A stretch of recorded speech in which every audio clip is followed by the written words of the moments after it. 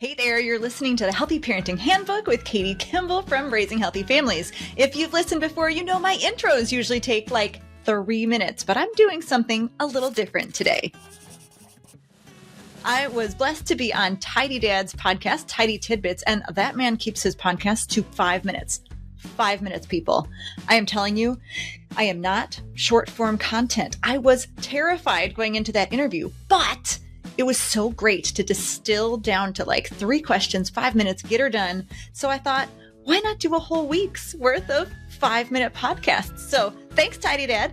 This is the first of the Teen Tidbits, and cross your fingers, wish me luck. Let's see if I can keep it to 5 minutes. The celebration this week is the release of Teens Cook Real Food and a free video series where I'm digging into the mindset you need to make parenting teens finally make sense, and some amazing previews of the Teens Cook Real Food course. So if you're interested in that, go to raisinghealthyfamilies.com/teenvids, that's teen VIDS, to sign up. All right, today we are talking about something that's really important to me as a parent of teens, and that is passing on ownership of one's health, of one's time, and of the responsibility of cooking to our kids.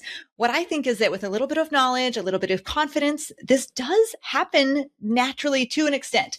Now, we ran Teens Cook Real Food through 50 beta testing families to make sure it was truly excellent, truly serving real people out there. And I love this. One of the moms sent me an email and said, I thought you might like to hear this. I was out today. My 13-year-old son texted me, hey, can I make pancakes? She said, sure. She came home to this awesome pile of leftover pancakes. And surely, I'm guessing here, a young teen who was proud of himself, who felt confident, who was maybe a little smug, like, yeah, baby, I did that. Mom wasn't even home. Here's what I want to tell you about how to think about this idea of passing on ownership of health. There's 2 parts to this. It's really a twofold challenge. First, we need to pass on the psychological ownership, meaning like, I care about this, but also the practical ownership, as in, I can do something about this. Number 2 is actually easier. The practical ownership just means you have to teach them the skills, okay? That beta testing mom, her kid learned pancakes. He was like, ooh, can I make pancakes? When you have the skills, you're able to take ownership. And so teaching the skills, whether that's cooking, finances, communication skills, whether that's picking stuff up around the house, whether it's caring for others, whatever it is, they got to know the skill before they can take the ownership. Again, number 1 takes a little more time. That's the psychological ownership. How do we get our teens to care about how do we get our teens to care about anything? Forget like health and responsibility and time.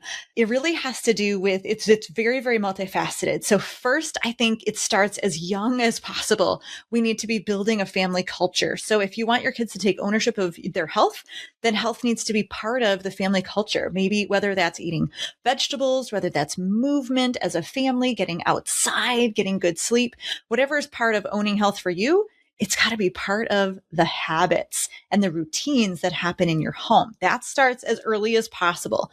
But as they become tweens and teens, we've got to start allowing them to make some decisions, not really huge ones about their health, but some decisions about their health, and allow them to experience failure and even pain. My son, Paul, he's 20 now, and he's been battling eczema for a couple of years. And I would just sort of drop hints, like maybe an elimination diet. I do a lot of podcast interviews. I talk to a lot of practitioners.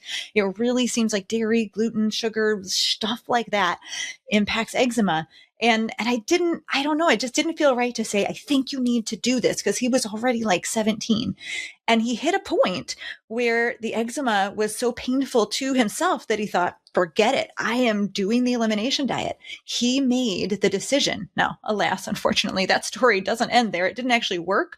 But the point is, he took a massive step in taking ownership of his health that day, because it wasn't mom telling him to do something. It wasn't mom taking ownership of his health. It was Paul taking ownership of Paul's health and making a really big and difficult decision. Part of the reason he was able to do that is that I was willing to talk about the why, and as early as kids can understand it. So maybe this is like 8 or 10, like before that, they really brains aren't really able to grasp a lot of the why, but we want to talk about that why behind things. This is very, very different from when they're little and their brains aren't ready for it.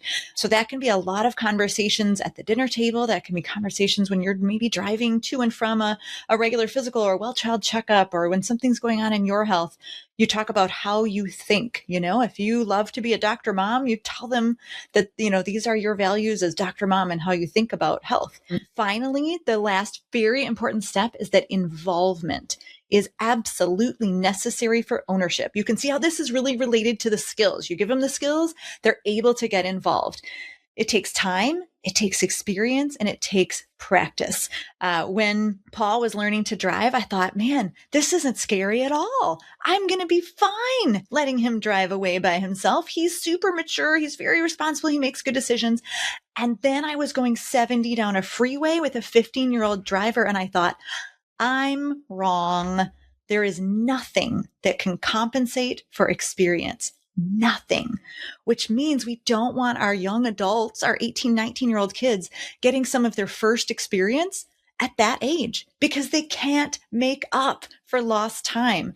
So we've got to teach our kids to cook. We've got to teach our kids to get involved. We've got to start passing on ownership of their health when they are in middle school and early high school, because nothing compensates for experience. I think I went a little over 5 minutes. This is really, really hard. Friends, go to raisinghealthyfamilies.com/teenscook to see more about the brand new Teens Cook Real Food course. And if you like the sound of those free videos this week, go to raisinghealthyfamilies.com/teenvids.